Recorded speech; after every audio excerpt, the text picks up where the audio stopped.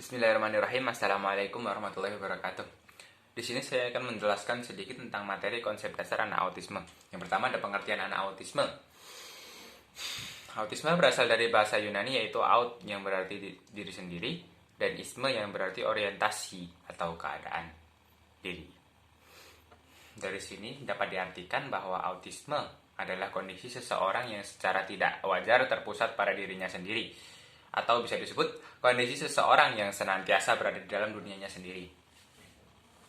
Istilah autisme pertama kali diperkenalkan oleh Leo Kanner pada tahun 1943. Autisme ini merupakan suatu gangguan perkembangan pada anak yang sifatnya kompleks dan berat. Biasanya telah terlihat sebelum anak ini menginjak usia 3 tahun. Di sini anak tidak mampu berkomunikasi dan mengekspresikan perasaan maupun keinginannya dengan baik. Dari situ, berakibat perilaku dan hubungannya dengan orang lain menjadi terganggu, sehingga keadaan ini akan sangat mempengaruhi perkembangan anak selanjutnya. Autisme ini dapat mengenai siapa saja, tidak tergantung pada etnik, tingkatan pendidikan, sosial, dan ekonomi. Kemudian, materi selanjutnya yaitu penyebab autisme. Beberapa tahun yang lalu, penyebab autisme masih merupakan sesuatu yang misteri. Oleh karena itu, banyak hipotesis yang berkembang mengenai penyebab autisme ini. Ada sebuah hipotesis yang mengatakan bahwa autisme ini disebabkan oleh ibu yang dingin. Menurut teori ini dikatakan bahwa anak masuk ke dalam dunianya sendiri. Oleh karena ditolak oleh ibunya sendiri yang dingin. Teori ini banyak menentang karena banyak ibu yang bersifat hangat tapi tetap mempunyai anak yang mempunyai sifat-sifat autisme. Menurut pemeriksaan alat khusus yang disebut magnetic resonance imaging, pada otak ditemukan adanya kerusakan khas di dalam otak pada daerah limbik system. Nah, pendapat inilah yang cukup kuat untuk bisa disimpulkan bahwa autisme terjadi karena hal ini, yaitu kerusakan pada daerah otak yang disebut limbik system. Mungkin sekian dari saya. Wassalamualaikum warahmatullahi wabarakatuh. Assalamualaikum warahmatullahi wabarakatuh. Di sini saya akan melanjutkan menerangkan dari saudara Farhandia. Di sini saya akan menjelaskan mengenai klasifikasi anak autisme atau anak autism. Di sini anak autisme itu dapat dibagi berdasarkan berbagai pengelompokan kondisi. Yang pertama, klasifikasi berdasarkan munculnya kelainan. Di sini ada anak autisme infantil dan anak autisme fiksasi. Dalam infantil, anak autis itu sudah mempunyai kelainan sejak lahir. Kemudian untuk fiksasi, anak autisme itu sejak lahir itu kondisinya normal. Namun setelah 2 atau 3 tahun, itu muncul adanya tanda-tanda autisnya. Kemudian yang kedua itu klasifikasi berdasarkan intelektual. Di sini autis itu ada yang keterbelakangan mental sedang dan berat. Kemudian autis dengan keterbelakangan mental ringan. Dan yang terakhir yaitu autis yang tidak mengalami keterbelakangan mental. Yang ketiga, klasifikasi berdasarkan interaksi sosial. Di sini dikelompokkan menjadi 4. Yang pertama, kelompok menyendiri. Contohnya, anak autisme menghabiskan harinya itu berjam-jam untuk sendiri. Dan kalau berbuat sesuatu itu, anak autisme itu ingin mengulang atau melakukannya secara berulang-ulang. Kemudian kelompok anak autisme yang pasif. Di sini kelompok pasif ini masih bisa diajari dan dilatih dibandingkan dengan anak autisme yang menyendiri dan yang aktif tetapi menurut kemauannya sendiri. Kemudian yang ketiga, kelompok autisme yang aktif tetapi menurut kemampuannya sendiri atau kemauannya sendiri. Di sini kelompok ini bertolak belakang dengan kelompok anak autisme yang menyendiri karena lebih cepat bisa berbicara dan memiliki perbendaharaan kata yang paling banyak. Kemudian yang terakhir yaitu klasifikasi berdasarkan prediksi kemandirian. Di sini dibagi menjadi 3 yaitu prognosis buruk, prognosis sedang, dan baik.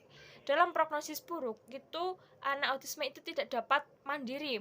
Kemudian untuk prognosis sedang itu terdapat kemajuan di bidang sosial dan pendidikan walaupun problem perilaku itu tetap ada. Kemudian yang terakhir, prognosis baik. Di sini anak autisme itu mempunyai kehidupan sosial yang normal atau hampir normal dan berfungsi dengan baik di sekolah atau di tempat kerja. Itulah yang bisa saya sampaikan. Apabila ada kekurangan. Bismillahirrahmanirrahim. Di sini saya akan menjelaskan mengenai karakteristik anak autisme.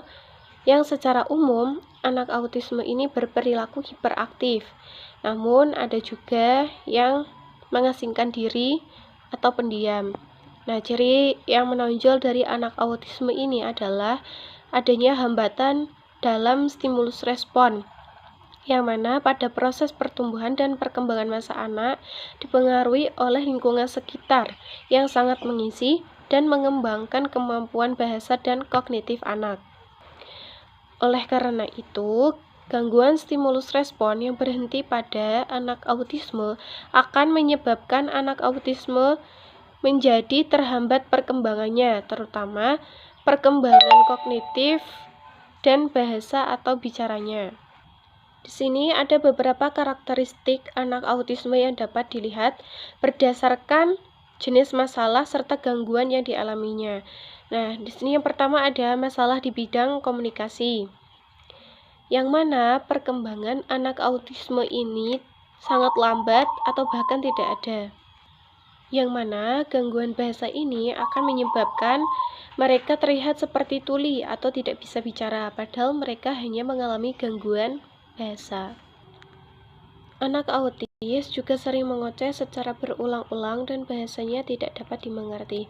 Kemudian ada masalah di bidang interaksi sosial, yang mana dari segi ini anak autisme tidak dapat melakukan kontak mata atau menghindari tatap muka dengan orang lain.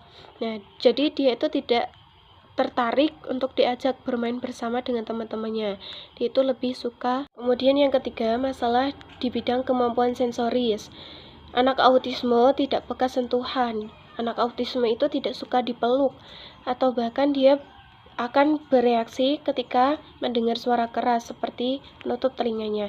Nah, selain itu dia juga senang menciumi atau bahkan menjilati mainan atau benda yang menarik perhatiannya. Yang selanjutnya yaitu metode pembelajaran anak autisme. Yang pertama yaitu DTT atau Discrete Trial Training. Discrete Trial Training atau DTT merupakan suatu teknik atau program dari Lovaas yang didasari oleh model perilaku operant conditioning, yaitu pemberian hadiah atau penguatan terhadap perilaku positif yang terjadi yang dikehendaki oleh guru, orang tua, dan masyarakat. Nah, secara harfiah, DTT adalah latihan uji coba yang jelas atau nyata. Dalam teknisnya, DTT terdiri dari 4 bagian, yaitu yang pertama stimuli dari guru agar anak berespons, yang kedua yaitu respons anak, yang ketiga konsekuensi, dan yang keempat berhenti sejenak dilanjutkan dengan perintah selanjutnya.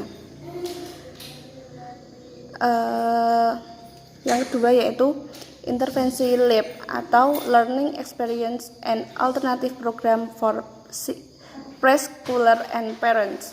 Intervensi lab menggabungkan developmentally appropriate practice atau DAP dan teknik ABA dalam sebuah program inklusi, di mana beberapa teori pembelajaran yang ada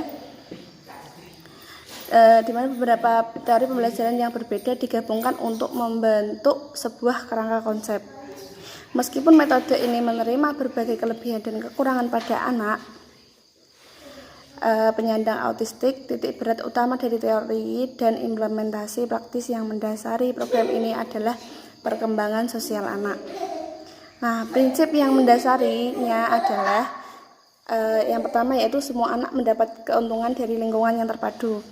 Yang kedua yaitu anak penyandang autistik semakin membaik jika intervensi berlangsung konsisten baik di rumah, sekolah maupun masyarakat. Yang ketiga yaitu keberhasilan semakin besar jika orang tua dan guru bekerja sama. Yang keempat yaitu anak penyandang autistik bisa saling belajar dari teman-teman sebaya mereka. Yang kelima yaitu intervensi haruslah terancang, sistematis, dan individual. Yang keenam yaitu anak-anak yang memiliki kebutuhan khusus dan yang normal akan mendapatkan keuntungan dari kegiatan yang mencerminkan DAP. Yang ketiga atau selanjutnya yaitu metode floor time. Pendekatan floor time berdasarkan pada teori perkembangan interaktif yang mengatakan bahwa perkembangan keterampilan kognitif